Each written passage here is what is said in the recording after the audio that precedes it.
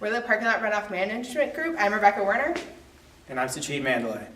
Our site is Grace United Methodist Church in Lafayette.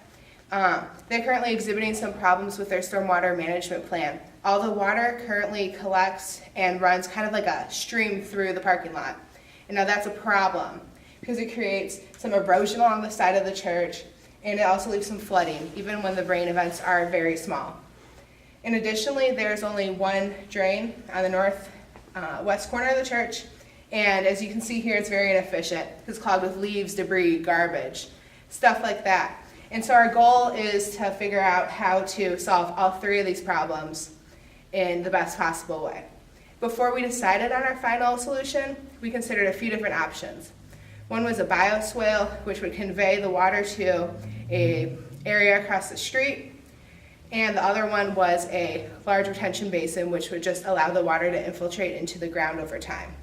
Now, neither of these options ended up being viable because of location constraints, and we also considered the options between a large underground cistern and a series of rain barrels. Our final design consisted of 4 different components. We had a redesigned outlet, a berm, permeable pavement, and 2 rain barrels.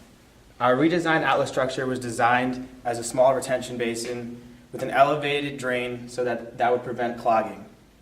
We then had permeable pavement, which was 2,000 square feet and 2 feet deep. It will allow for 4.4 inches of retention and would reduce the erosion on the eastern part of the building.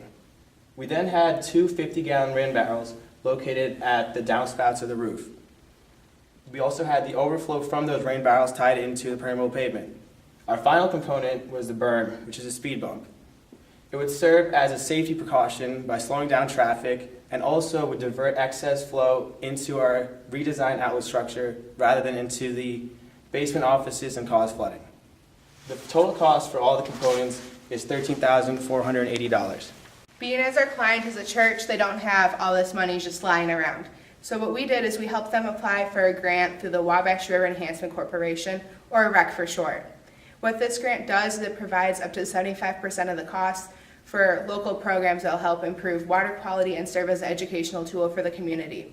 We hope to hear back positive news from this application sometime this summer, and construction will begin and be completed within the year. So what was the biggest challenge in this project? Well, the biggest challenge was figuring out exactly all the constraints. So we had the bioswale, which was going to run along this whole side of the church here. But then right across from this drop-off, there were a couple utility poles. Moving those are expensive and kind of unnecessary. So it was easier to try to figure out a way to work around that as opposed to figuring out the costing of doing that. And what was the most interesting part of the project?